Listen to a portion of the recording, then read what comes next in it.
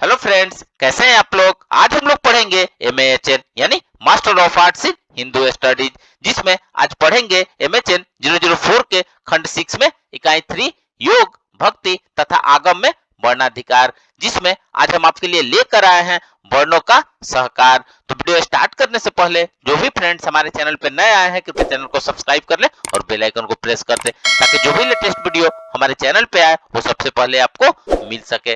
तो आइए ज्यादा टाइम को न लेते हुए चलते हैं अपने टॉपिक पर। योग, भक्ति तथा आगम में वर्णाधिकार में वर्णों का सहकार के बारे में पढ़ते हैं।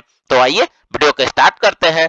भारत में मुख्य रूप से 4 वर्ण और असंख्य जातियां और उपजातियां बनी। इन सभी में संगति रही, एक मुक्ता रही और उनमें पारस्परिक संघर्ष का अभाव रहा।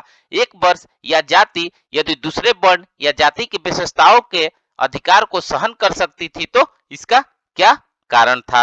वास्तव में सामाजिक अभ्युदय के लिए सभी जातियां एक दूसरे को त्याग करती हुई, एक दूसरे से सहयोग करती हुई सुखी थी।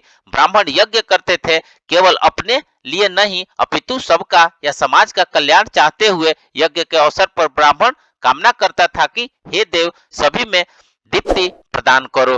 वेद ने आदेश दिया कि सूत्रों से भी कल्याणी वाकु का प्रयोग करने से मनुष्य सभी देवी देवताओं का प्रिय बन सकता है। ब्राह्मण का सर्वोपरि कर्तव्य था कि शिक्षा देने और कर्तव्य पथ का ज्ञान कराना। इस प्रकार से वह सारे समाज के विकास की दिशा निर्धारित करता था। वह धार्मिक कार्यकलापों का संचालन करता था और आचार तथा धर्म की पद्धतियों का निर्माण करता था। वास्तव में वह समाज की गतिविधि की प्रतिष्ठा करता था। ब्राह्मण के उपयुक्त कार्य क्षेत्र में देखने से यह प्रतीत होता है कि वह निश्चित ही 20 दूरदर्शी और कर्मनिष्ठ मानव होगा। उसको चिरकाल तक तप और श्रम करने पर ही यह सब योग्यता प्राप्त होती थी। इसका इस दिशा में सारा उपक्रम प्रत्यक्ष तो अपने व्यक्तित्व के विकास के लिए था, पर गौण रूप से सारा समाज उसके द्वारा उपकृत होता था। वह सारी प्रजा को सत्पथ पर अग्रसर करने के लिए सचेष्ट रहता था। शूद्र वर्ण को पूषण कहा गया है, वह सारे समाज का पोषण करता है।